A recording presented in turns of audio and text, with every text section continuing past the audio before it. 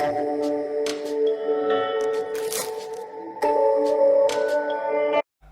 everyone, this is Shobha Sridhar from Lakshmi Global. I'm the chemistry teacher and we are going to discuss about atoms and molecules. So before we talk about atoms and molecules, we need to understand what is matter, because it is the atom which makes the matter. So what is matter? Matter is something which has mass and it occupies space.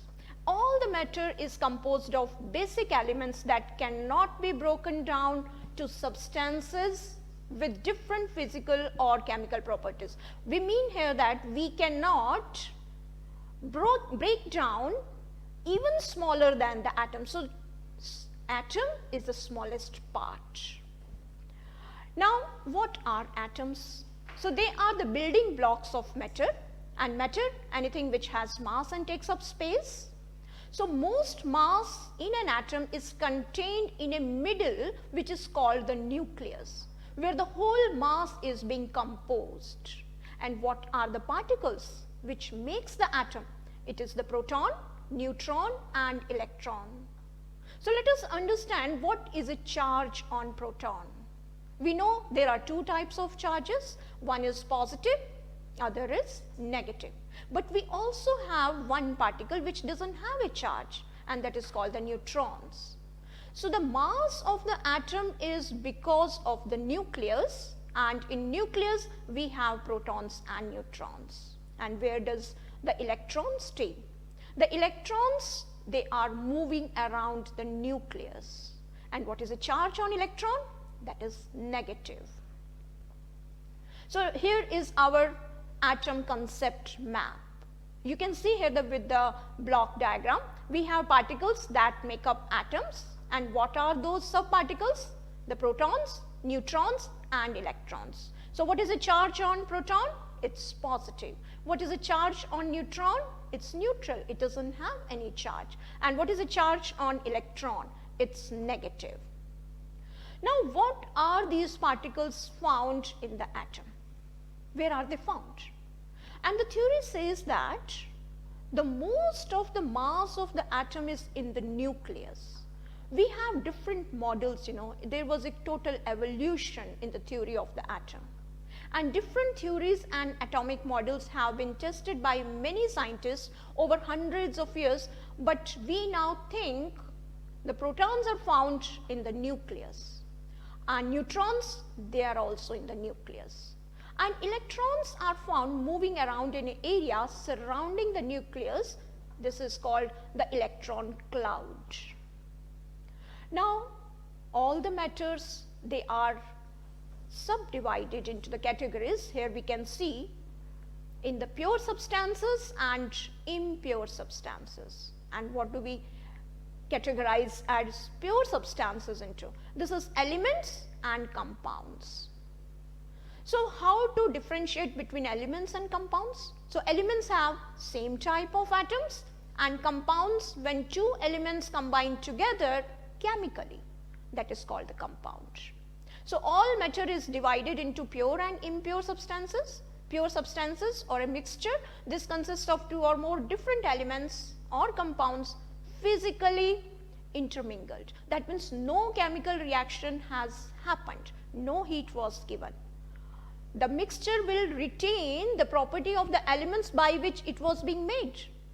It has not created any new property.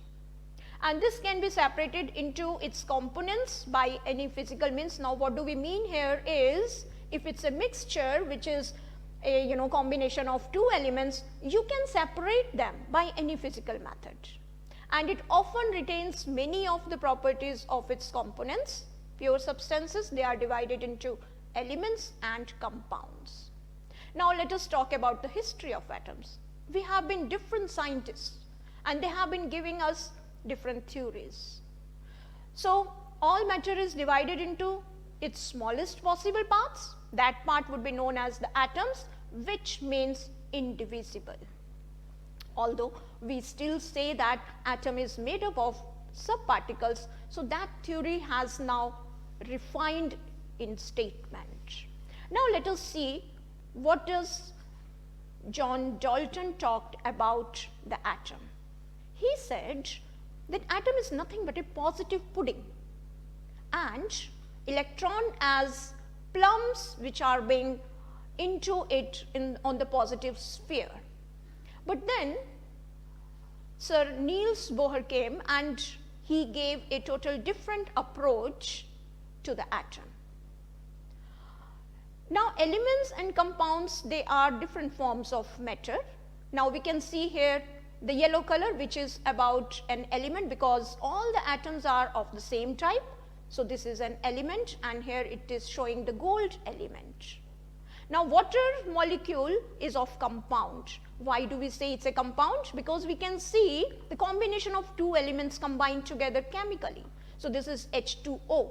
So now you can differentiate between compound and element. Compound has different types of atoms of different elements, but in element we have same types of atom. Now the concept of the elements. So before we do that, let us understand how do we differentiate between the concept of the compound. Here we can see we have the water molecule. Now it has properties which are different from its elements. Now water will not have its property which hydrogen was showing or oxygen was showing. It will show a total different set of properties. That is how compounds are being defined as. Now the difference between atoms and molecules you can see here in picture. Although H2 is the smallest part of H2 is not a atom, here it's a molecule because two atoms of hydrogen are joining together to make a molecule. It is not a compound, it's an element. But in a figure beside this H2, we see we have different elements combined together, so it's a compound. Now the molecules. So if we talk about the compound, the smallest part is molecule, and when we are talking about elements, the smallest part is the atom. So element is made up of atom, compound is made up of molecules. Now here we will talk more about molecules.